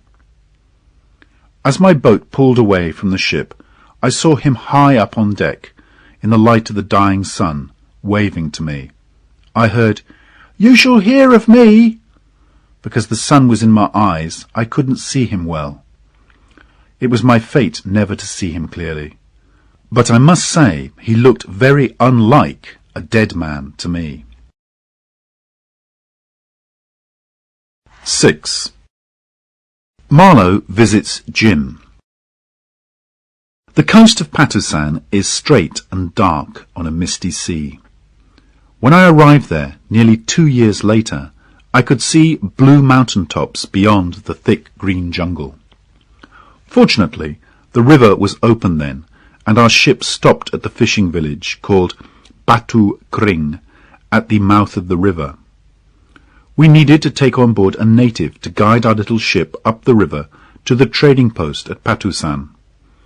The man who agreed to come with us was the chief or headman of the village. He talked confidently to me, only the second white man he had ever seen, and most of his talk was about the first white man he had ever seen. He called him Tuan Jim, and spoke of him with great respect. I thought of Jim's last words to me, "You shall hear of me." It was perfectly true. I was hearing of him. At first, the headman told me, the natives had been very frightened of the lonely, white-uniformed figure who had arrived so unexpectedly, and who gave them orders. He wanted them to take him by boat to the trading post immediately. They were afraid Raja Alang would be angry with them if they obeyed the stranger, but they were in greater fear of the white man's anger. After a lot of whispering among themselves, they decided that 3 of them would take Jim up the river by canoe. That is how Jim entered the country where he became known and respected, from the blue mountains beyond the jungle to the white tops of the waves on the coast. Behind him were the waves of the sea, endlessly rising and sinking, and ahead of him were the immovable forests, reaching up towards the sunshine, but as dark and shadowy as life itself. And his opportunity sat waiting by his side, like an Eastern bride hiding her lovely face from her future husband. But Jim told me later that he had never in his life felt so miserable and tired as in that canoe. He sat there with his back straight and the sun beating down on his head, holding the gun I had given him. He felt almost sick with worry and the heat. As soon as the canoe reached the trading post, the 3 boatmen jumped out and ran off into the trees. Jim saw a stockade with high wooden posts on his left, and some native houses further away. He jumped out too, and at first seemed to be alone. But then a gate in the stockade was thrown open, and a lot of Malays ran towards him. At the same time, a boat full of men with weapons appeared on the river, so that he could not escape in the now empty canoe. There was no way out. The boatman had handed him over to the Raja's men. Luckily, there was no ammunition in my gun, Jim told me, so I didn't try to kill anyone, and they didn't hurt me. I just asked them what they wanted. They didn't know what to say. Finally, a servant ran up to say the Raja wanted to see me. "All right," I said, "I want to see him too," and I simply walked in through the gate. And do you know the best thing about it? I'll tell you. It was lucky for them that they didn't kill me. He was speaking to me in front of his house on that first evening of my visit, after we had watched the moon move away over the hills, like a soul rising from a dead body. Moonlight is confusing and mysterious. It makes real things look shadowy, and shadows look real. But Jim, by my side, seemed very strong. Not even moonlight could make him look shadowy to me. Perhaps, indeed, nothing could touch him, since he had survived his fight with evil. All was silent. All was still in this lost corner of the world. The silvery grey houses crowding along the wide, shining river seemed like a line of ghostly animals pushing forward to drink from the lifeless water. Here and there a warm red light shone through the thin house walls where human beings ate and talked and rested. "You know," Jim said to me, "I often watch those little lights go out one by one. I love seeing people go to sleep under my eyes, safe and happy, with no fears for tomorrow. Peaceful here, isn't it? Ask any man, woman or child here if they trust me." He paused and spoke with deep meaning. "Well, now I know I'm all right anyway." "So "You found that out at last," I replied. "I was always sure you were." "Were you?" He touched my arm lightly. "Well then, you were right. My God, just think what it means to me. How could I ever leave here? And after what you tell me of Mr. Stein's offer? Leaving? It will be harder than dying. No, don't laugh, but I must feel, every day, every time I open my eyes, that I am trusted. That nobody can say, leave? Where would I go? Why? For what?" I had told him, indeed, it was the main reason for my visit, that Stein wanted to hand over the whole trading post, with everything it contained, to Jim. At first, Jim had refused to accept this generous offer, but I had made him realize that he had earned it. "Stein is only giving you what you have made for yourself," I had told him. And Jim had to give in, because all his successes, the trust, the fame, the love, all these things, which had given him control over his life and fate, had also made him a prisoner. He looked with an owner's eye at the land and its people, but it was they who owned him, to the last breath in his body. The trust and respect of these people was something to be proud of. I, too, was proud for him. It was certainly wonderful. He had shown he was a brave, intelligent, well-organized leader of men. He clearly felt deeply and seriously about his work in Patusan, the work that had proved to him that he was all right. That is why he seemed to love the land and the people with a kind of wild selfishness. While I was in Patusan, Jim took me to visit the Rajah. "This is where I was prisoner for 3 days when I arrived," he whispered to me as we walked slowly through a silent and respectful crowd. "Dirty place, isn't it? And they only gave me a small plate of rice and a bit of fried fish to eat. They took my gun away, of course, but they didn't lock me up. I was able to walk around inside the stockade." At that moment we arrived in front of the Rajah, and I noticed how Jim changed his way of speaking at once. His manner was calm and polite, and he spoke slowly and seriously, giving a lot of thought to his words. This had just the right effect on the evil old Rajah, who was clearly afraid of Jim, but still respected and trusted him. Although their conversation was difficult for me to follow, I understood that Jim was acting as a kind of judge, and telling the Rajah the difference between right and wrong. Some poor villagers had been robbed while on their way to trade at Doramin's house, and it was clear that everyone knew the Rajah's men were responsible for this robbery. But to the Rajah, Doramin was a hated enemy, and the Rajah cried out suddenly, "It's Doramin who is a thief!" His weak old body shook with anger, and all around us his family and servants stared, their mouths open.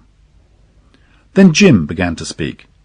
"Nobody," he said calmly, "should prevent any man from getting his food, and his children's food, honestly.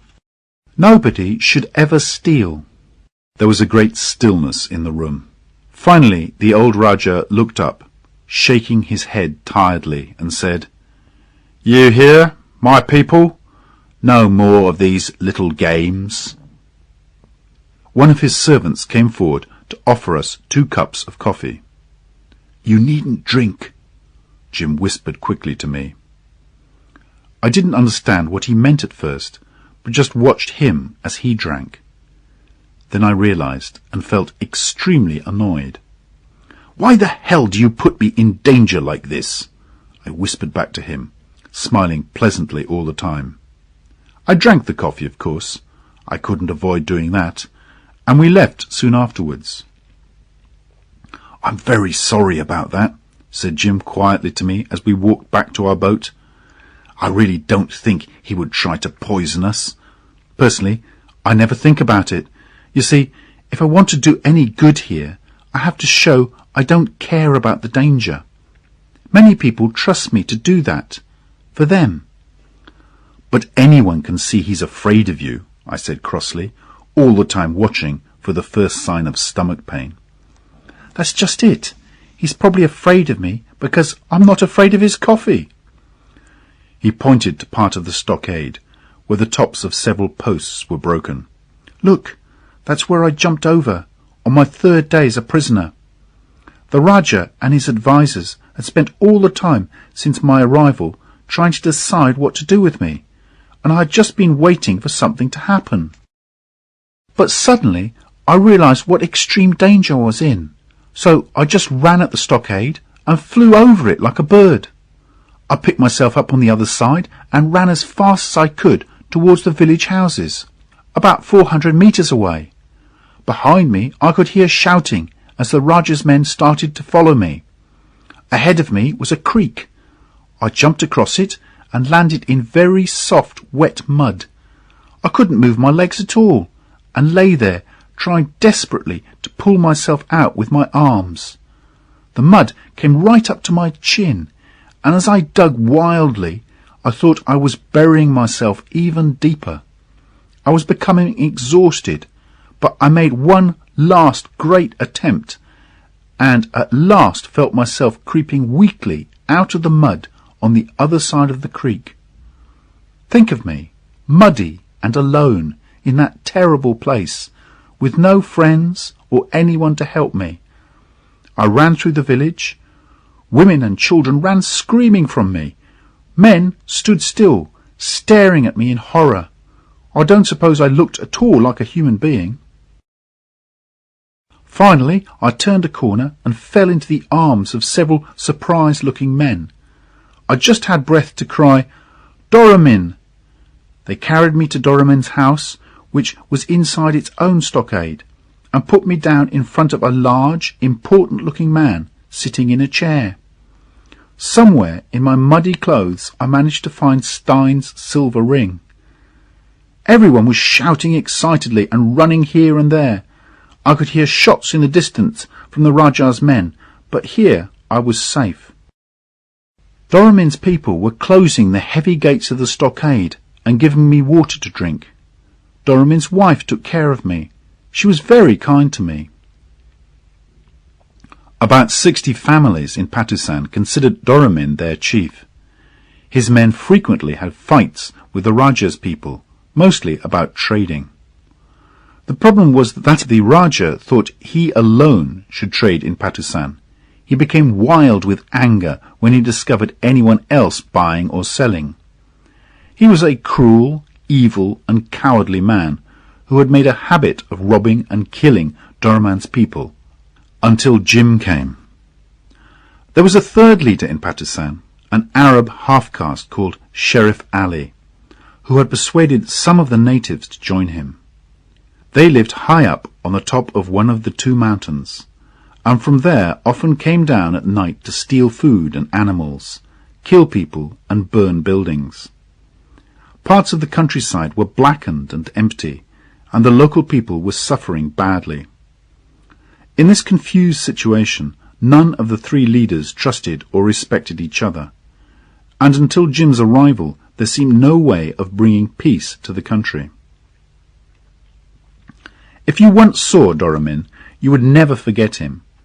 He was much larger than most Malays, with a heavy body dressed in richly coloured clothes, and a big, flat, round head with proud, staring eyes.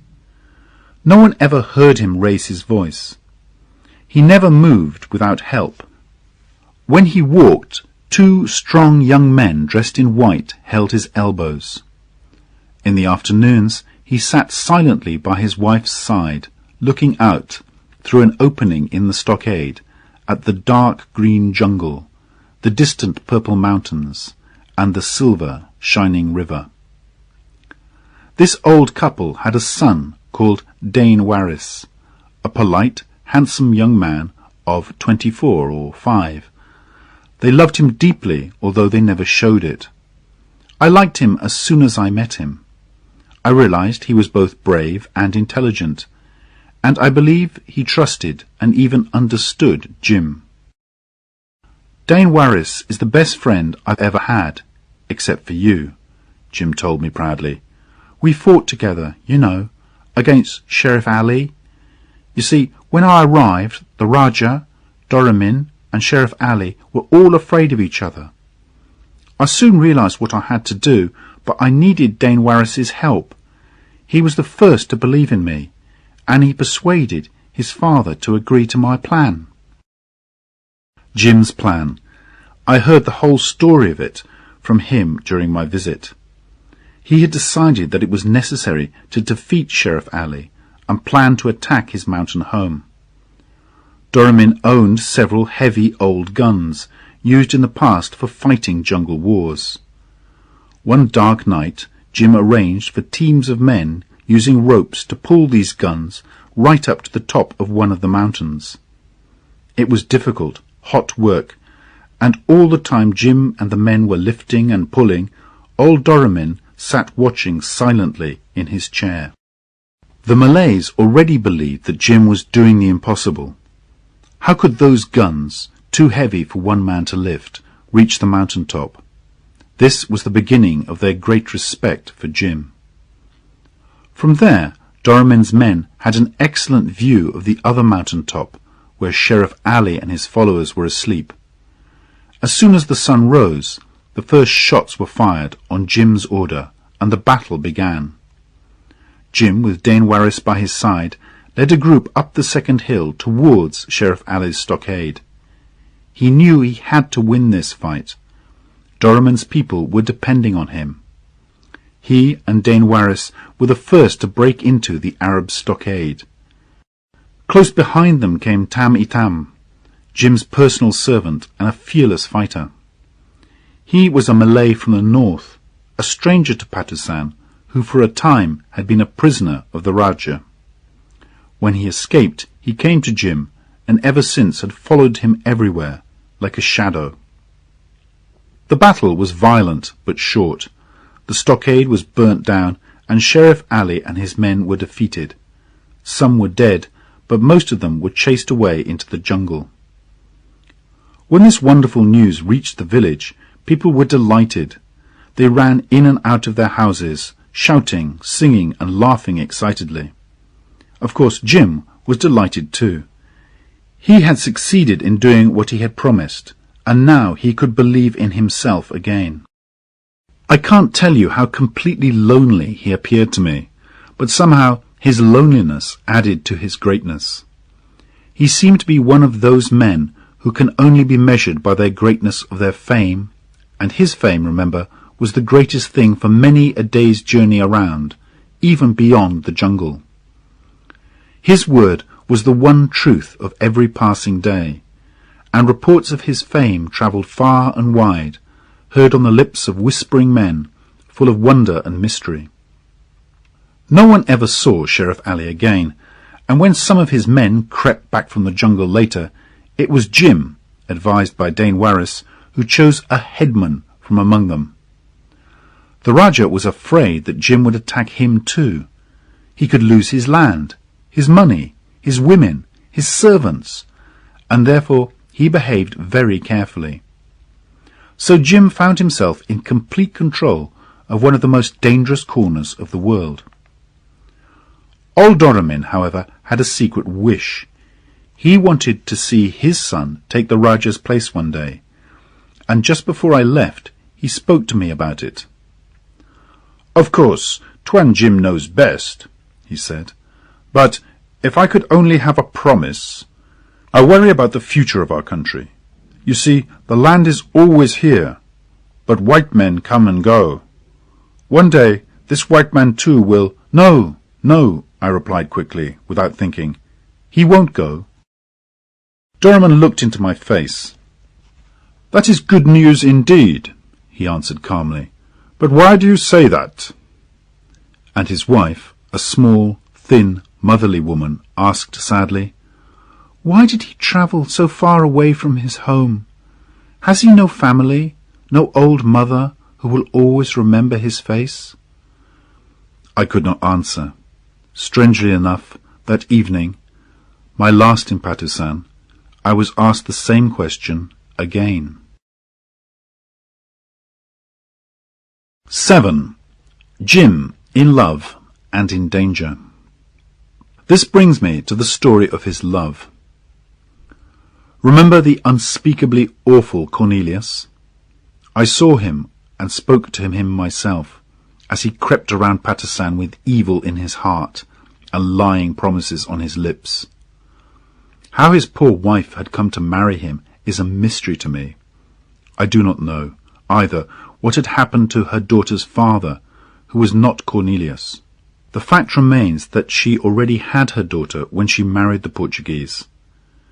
Bitterly disappointed with his life, he seemed to hate the woman and her child, and behaved very badly to both of them. The two women lived very lonely lives at the trading post, with no other friends or companions. When the older woman died, a short time before Jim's arrival, the daughter was lonelier than ever. Jim decided to leave Doramin's place after only a few days there, and move into the house at the trading post where Cornelius and the girl lived.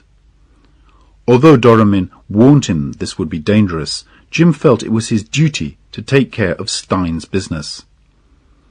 At first Cornelius pretended to be delighted that Jim was staying with him, but he soon showed his real character. Jim realized that Cornelius had been stealing from Stein at every opportunity. There seemed to be almost nothing left of the business, and some of the papers were missing. It was miserable there, Jim told me. Cornelius was too mean to give me any regular meals. And then I heard the Raja was planning to murder me. Pleasant, wasn't it? He added that he didn't know what had made him stay there for 6 weeks, but of course we can guess.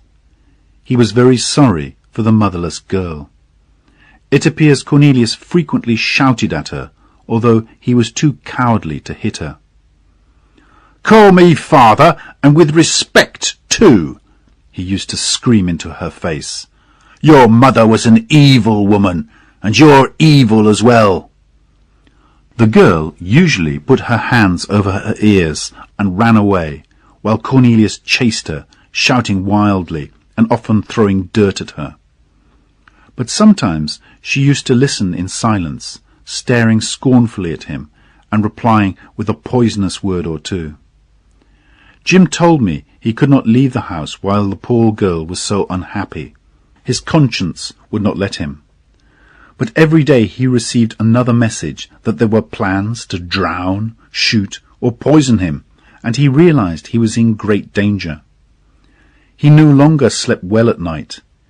He noticed that Cornelius was acting very strangely, giving hesitating answers to Jim's questions, creeping secretly round the house in the dark, and having mysterious meetings with people at night. One night, however, Jim was woken by the girl. She was holding a burning torch high above his head and was whispering, "Get up! Get up!" He jumped to his feet, and she put his gun into his hand. "Can you fight 4 men?" she asked. He answered politely, "Certainly, whatever you want," and followed her outside. On the veranda he noticed that Cornelius's bed was empty. The girl led him away from the house towards the trading post buildings. She turned and whispered to Jim, "They were going to attack you while you slept." Jim felt miserably disappointed. He did not want to hear any more about these attempts to kill him. He had only come outside with her because he thought she wanted his help. But they walked on together. It was a beautiful night, quite cool, with a soft wind blowing from the river. Remember, my friends, this is a love story I'm telling you now. The girl stopped outside one of the buildings and held her torch up high like a flag. "They're in there, waiting for the sign," she whispered. "But you have been sleeping so restlessly. I watch you every night." "You've been watching me?" Jim felt first surprised, then delighted. But at that moment a movement caught his eye, and he saw a dark figure move quickly past. "Cornelius!" he called in a strong voice. There was a deep silence. "Run! Go to Doramin," the girl said excitedly. "For the moment you are safe. They know you are awake.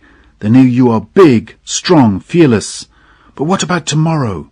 Or any other night? How can I always be watching?" Jim was terribly touched by the feeling in her voice. He realized that the only escape from his loneliness was in her. If he went away from her, he told me, it would be the end of everything. So the only thing to do was to enter the building and find his murderers. He moved forward, and the girl, understanding his plan, ran round to the side of the building and put her torch through the open window so that he had enough light to see. Jim threw open the door and went in. From a dark corner a man ran towards him holding a knife. Jim shot him in the head and killed him. 3 more men came forward, holding out their empty hands to show they had no weapons. "Walk outside," Jim ordered. At the door he was joined by the girl, still holding the torch. Her black hair fell to her waist, and her white dress touched the ground as she walked. The 3 men walked in front, followed by Jim and the girl, until they reached the river. "Jump!" shouted Jim, and the men jumped. Jim watched them swim into the distance. He turned to the girl. His heart seemed suddenly to grow too big for his chest, and he was unable to speak. They looked at each other for a long time. Then she threw the burning torch far into the river. The calm, soft starlight came down on them. It was one of those nights that seem made for love. I don't suppose he could express himself very well, but there are moments when our souls need silence more than words. I met the girl, of course, on my visit. She had a child's sensitive face and moved quickly and lightly, like a little bird. Her skin was smooth, and her hair a deep blue-black flowing thickly onto her lovely shoulders. She spoke and understood quite a lot of English, and used to listen carefully to our conversations, keeping her big, clear eyes fastened on our lips. Her love for Jim surrounded him completely. I felt I could almost touch it. I suppose you think I, too, am romantic, but I'm just telling you what I saw. I realized she loved him deeply and jealously, but what she was jealous of I did not know. After all, the land, the people, the forests were on her side, guarding Jim day and night and keeping him prisoner. Even Tamby Tam, ready to die for the Tuan, was proud to guard Jim. And the girl herself, I believe, never went to sleep until Jim and I had separated for the night. More than once I saw her and Jim through the window of my room stand quietly together on the veranda. 2 figures very close, his arm around her waist, her head on his shoulder. He called her Jewel. Pretty, isn't it? A strange name, of course, but it probably explained the surprising story I had heard on my way to Patusan, in a village about 300 kilometers south of there. Local people told me that the mysterious white stranger who had taken control of the area had discovered a very large and valuable jewel. As he was often seen walking with a girl, behaving with great respect and care towards her, it was supposed that she wore the white man's jewel hidden in her dress. It was true that Jim took the girl on evening walks, and that romance had taken hold of him, but the rest of the story was just imagination. He did not hide his jewel. In fact, he was extremely proud of it. I love her dearly," he told me. "You see, it's so wonderful when you feel you're needed by someone. And her life was so awful before. She trusts me to take care of her, and I will, you know. I've been here only 2 years now, and I really can't imagine living anywhere else. The thought of the world outside is enough to frighten me because—" and he looked down at his boots. I haven't forgotten why I came here. Not yet." We walked by the river in silence for a few moments. "Isn't it strange that all these people who would do anything for me will never understand? If you ask them who is brave, who is faithful, who they would trust with their lives, they would say, 'Tuan Jim.' But they can never know the real truth." He paused again. "It doesn't matter. I am almost happy with what I've done. And they believe in me. That's what they've done for me. I shall always remain here." When he left me, I saw the girl's white figure coming towards me. She had clearly been waiting for this opportunity. She wanted something simple but impossible. A promise, an explanation. Because she had grown up in Patusan and knew nothing of the strange world outside, her one great fear was that Jim, who had come from there, would one day return to it. She had watched us closely and listened to all our conversations, afraid perhaps that I was planning to take Jim away from her. And now she spoke to me, desperate to know what her fate would be.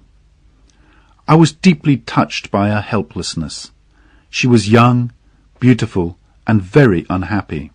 "He promised he would never leave me," she whispered, holding her lovely head in her hands. "Why don't you believe him?" I replied. "I certainly won't take him away." "They always leave us," she said, even more quietly. "I don't want to suffer like my mother. She cried bitterly while she was dying. My father also promised never to leave, you know." "Ah, but Jim isn't like that," I said. She was silent. It seemed strange to me. "What has he been telling you?" "I don't know," she cried miserably. "He says there's something he can never forget." "What is it? Tell me. You both remember something. Is it alive? Is it dead? I hate it. Will it come for him? Will he see it in his sleep, perhaps, when he cannot see me, and then leave me? Will it be a sign, a call?" I was deeply moved by her pain. I wanted very much to bring calm to her soul and to say, "Have no fear." But how do you kill fear? Can you shoot a ghost through the heart? Can you cut off its head? I spoke with a heavy heart, with a kind of anger. There is nothing in that unknown world outside, no face, no voice, no one alive or dead who can take Jim away from you. "He told me that," she answered softly. "But why did you come? You make me afraid. Do you want him?" "I shall never come again," I said bitterly, "and I don't want him. No one wants him. This world you don't know is too big to miss him. And you've got his heart in your hand. You must feel that. You must know that." "Yes, I know that," she whispered, hard and still, like a figure in stone. I was getting excited. I felt I almost had a chance of killing the ghost at last. In the whole world there is no one who will ever need his heart, his head, his hand. From all the millions of people out there, I can tell you that as long as he lives, there will never come a call or a sign for him. Never. Why are you afraid? You know he's strong, faithful and brave. He is more than that. He has greatness. And the world doesn't want him. It has forgotten him. I stopped. There was a deep silence over Patusan. "Why?" she asked quietly. I felt the ghost escaping, and confused, did not answer. "Why?" she repeated. "Tell me." Suddenly I cried out angrily, "Because he is not good enough." "That is what he said," she replied scornfully. "You lie." "Listen," I cried, Nobody is good enough." She turned away. How could I explain? He had told her, and she had not believed him. Who knows if we both lied or not? But none of that mattered. You see, I had decided that Jim, who was the only one I really cared about, had at last taken control of his fate. He had told me he was almost happy with what he had done. Not many of us can say that. Can any of you here? No, I thought not. So it did not matter who trusted him, who loved him, who hated him. The next morning Jim came with me on the first part of my journey out of Patusan. As our canoe moved fast down the river, the trading post and the houses disappeared behind us. "That man Cornelius hates you," I said, remembering a recent conversation with the Portuguese. "He thinks you've stolen everything from him. He could be dangerous." "My dear Marlowe, I feel that if I go straight, nothing can touch me. Everything depends on me, and my God, I know I can do it. Cornelius isn't worth worrying about." The air was hot and heavy and smelt of mud. We were silent for a time, knowing we would separate soon. Suddenly the sky seemed to widen. There was a freshness in the air, and at last we were out of the jungle. Ahead of us was the open sea. I breathed deeply. I felt free again. The girl was right. There was a sign, a call from the wider world outside. For me. "This is wonderful!" I cried, then looked at the unfortunate man beside me. He sat with his head bent low on his chest and did not look up, perhaps afraid to see what his romantic conscience had written on the clear sky. I remember the smallest details of that afternoon. We landed on a white beach near the mouth of the river to wait for my ship. 2 natives came to tell Jim that the Rajah's men were stealing their eggs. He told them gently to wait, and they sat down obediently on the ground. "You see, I can't go away," he said to me. "The people here need me now. They would fight amongst themselves if I left. I must stay. I shall be faithful." I remembered Stein's words, "Follow the dream to the end." "And there's Jewel," he went on. "She's everything to me. When shall you and I meet again, I wonder?" "Never, unless you come out," I replied. He didn't seem very surprised. He was quiet for a while. "Goodbye, then," he said after a pause. "Perhaps it's best this way." We shook hands, and I walked to the ship's boat, which by now was waiting for me in shallow water. "Will you go home again soon?" asked Jim, just as I was getting in. "In a year or so, if I'm alive then," I said. The boat started moving away from the beach. Jim, at the water's edge, spoke louder. "Tell them—" he began. I ordered the boatman to stop rowing and waited. "Tell who?" "No, nothing," he said, and waved us away. I did not look at the beach again until I had climbed on board the ship. By that time the sun had gone down and the coast looked very black, but I could still see Jim on the beach. The 2 natives were standing close to him, no doubt telling the White Lord about their miserable, difficult lives, and he was listening patiently. They soon disappeared in the growing darkness, but Jim remained, white from head to foot. He had the sea at his feet and the opportunity by his side, still hidden from him. What do you think, my friends? Was it still hidden? For me, that white figure in the stillness of coast and sea seemed to stand at the heart of a great mystery, catching all the light left in a darkened world. And then, suddenly, I lost him. 8. The end of the story. With these words Marlowe finished speaking, and the men around him got up from their armchairs. They did not seem to want to discuss the story, although it was incomplete, and only one of these listeners ever heard the last word of the story.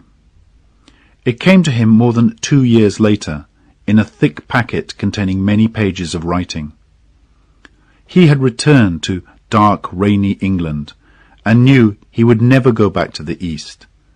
But the packet made him think of distant seas under a bright hot sun, and faces and voices from the past. He opened Marlowe's letter to him and began to read. I don't suppose you've forgotten Jim. You alone have shown interest in him, although you did not agree that he was in control of his fate. Well, you must judge for yourself now. Here is Jim's last message to the world, a greyish piece of paper, on which he wrote simply, An awful thing has happened, and then, I must now at once. Nothing more. I imagine he could not describe the true horror of what he saw. I can understand that. I also send you an old letter, which was found carefully put away in his desk. It is from his father, and Jim probably received it a few days before joining the Patna. The good old vicar writes 4 pages of fatherly advice and family news. The mother and daughters send all their love to their sailor son and brother. Jim never answered it, but he kept it lovingly all those years. Who knows what conversations his suffering soul had with those clear-eyed, ghostly figures living their peaceful lives in that quiet corner of the world. And in the rest of this letter, I will tell you the end of Jim's story. It is a real adventure, romantic beyond the wildest dreams of his boyhood, but with an ending that seems in some way unavoidable.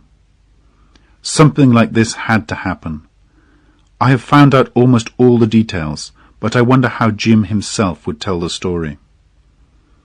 It is hard for me to believe that I shall never hear his voice again, or see his fresh, young, excited face. About a year ago, I arrived at Samarang and went to visit Stein as usual. I was surprised and pleased to see Tamitam, Jim's servant, at Stein's house, and hoped that perhaps Jim had come on a visit. But as soon as I met Stein, I realized something was wrong. The old man was looking miserable. "Come and see the girl," he said sadly. "They arrived 2 days ago. It's terrible, terrible. You must talk to her. Make her forgive him. Young hearts do not forgive easily." Refusing to say any more, he absolutely pushed me through a door. I found myself in a large, cool room. The girl was sitting at a long table, resting her head on her arms. She opened her eyes and recognized me at once. I felt cold to the bone as I looked at her hard, sad face and her black, staring eyes. "He has left me," she said quietly. "I wanted to die with him, but he refused. Ah, you men are unfaithful. What makes you so bad? I shall never cry for him, not one tear. He could see my face, hear my voice, and he still went away from me, driven by some evil thing he had heard or seen in his sleep." I was bitterly disappointed. "You must forgive him," I said. "We all want forgiveness." My voice sounded strange to me. Her frozen face did not change, and she made no sign as I left the room. I was glad to escape, and went to find Tamitam, who told me as much of the story as he knew.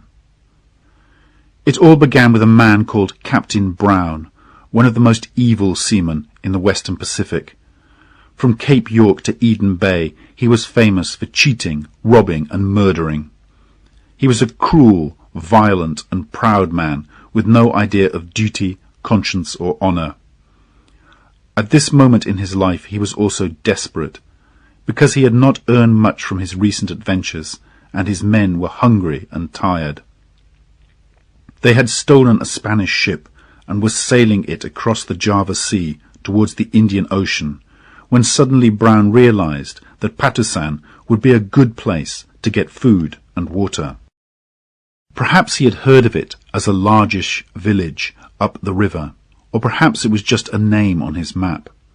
Anyway, they left their ship at the mouth of the river and took the ship's boat up to the trading post. However, the headman of the fishing village at Batu Kring had managed to warn the Patusan people, who started firing their guns as soon as Brown's boat appeared. Brown angrily ordered his men to fire back. He had not been expecting a fight. He noticed the creek, which Jim had jumped over in his escape from the Rajah's men, and told his men to row into it. They landed and climbed a small hill, which gave them a good view of the village and the Rajah's stockade. They cut down some trees to make their own stockade and waited for the natives to attack in the growing darkness.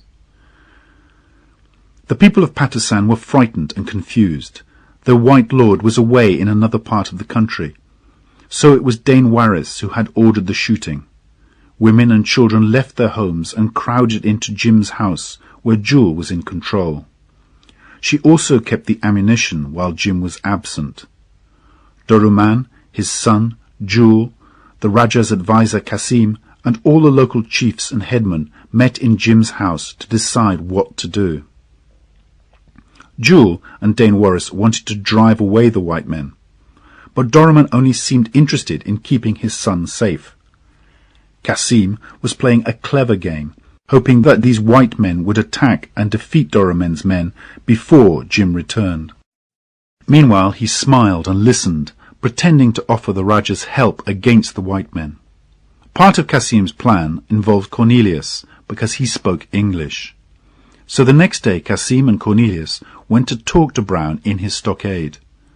Brown listened to these offers of help and began to feel more hopeful. He had come to Patusan just to steal food, but perhaps here was an opportunity for him.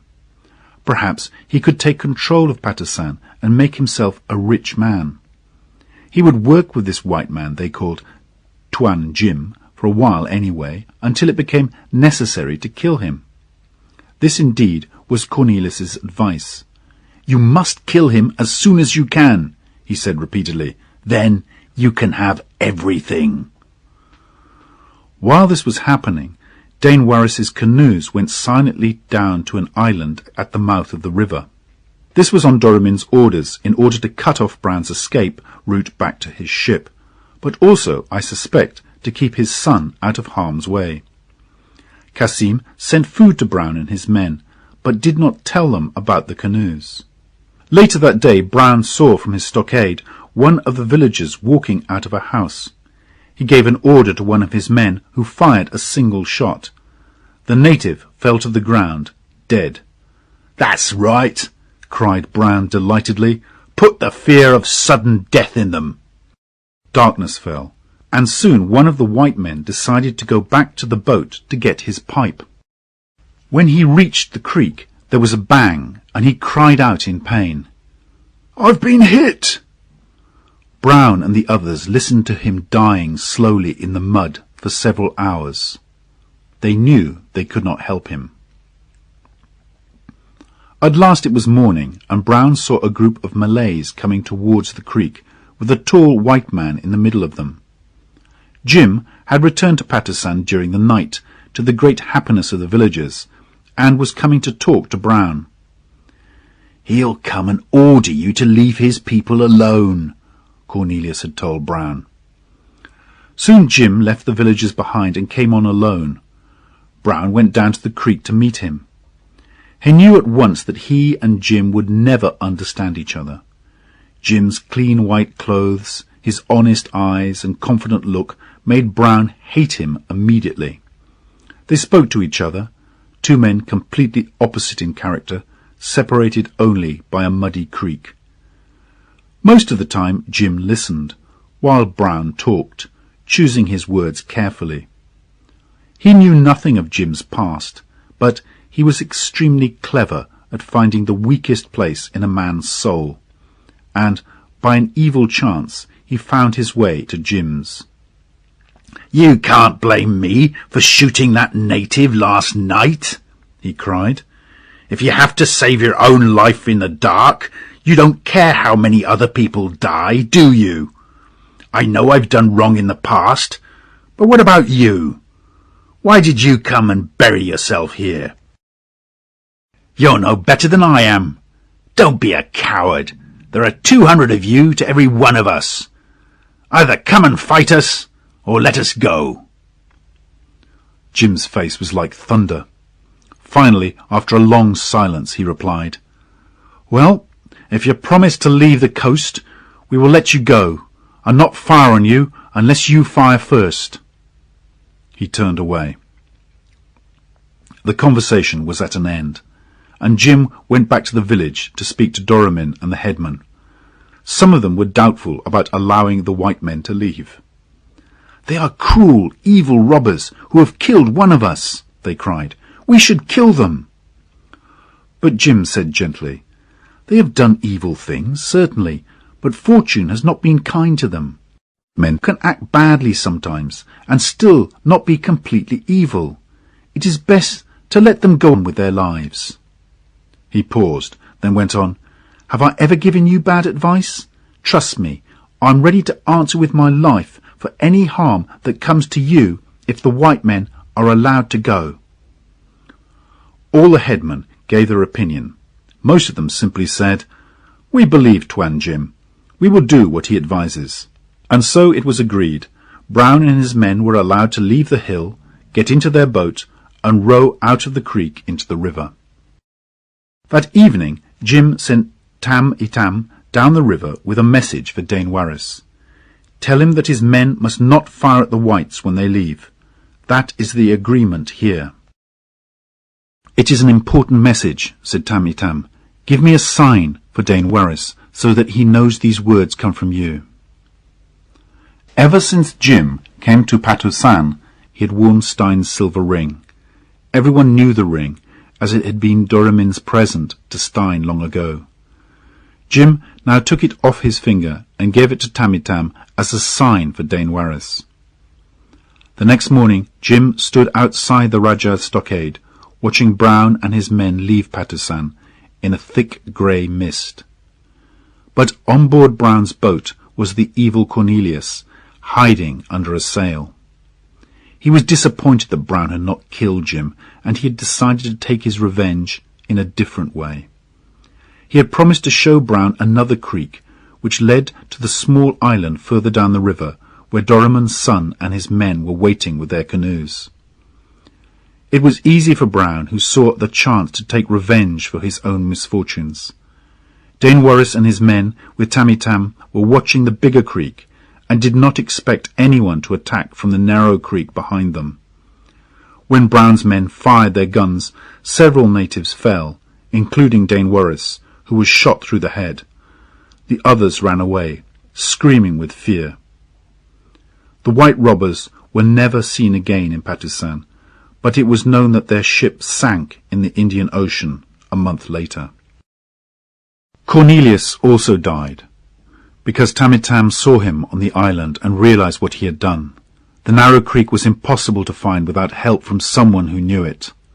Cornelius tried to escape, but Tam Itam killed him with his knife. This done, Tam Itam hurried back to his canoe to take news of the disaster to his lord. At first Jim was angry. He wanted to chase the robbers and began to give orders about collecting men and boats. But Tam Itam hesitated. "Forgive me, Tuan," he said, ashamed, "but it is not safe for me, your servant, to go among the people." Then Jim understood the awful truth.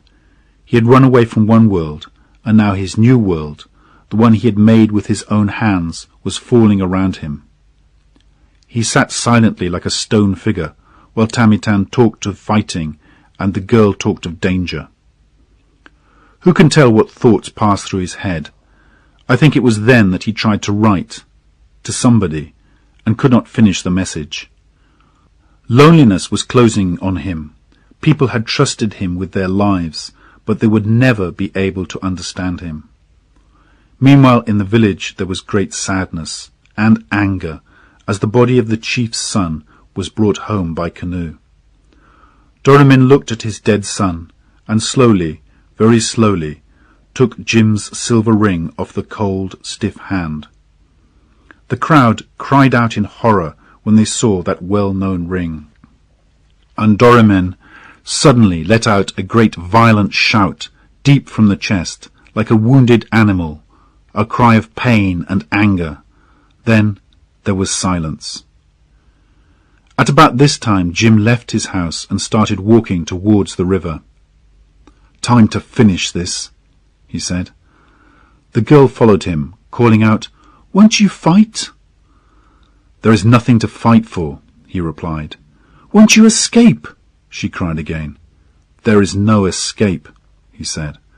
"So you are leaving? Don't you remember you promised you would never leave me?" "Enough, poor girl," he answered. "If I stayed, I would not be worth having." She ran to him and, crying bitterly, held him in her arms. "I shall hold you like this. You are mine." Jim pulled himself away, looked into her face for a long moment, then ran to the water's edge.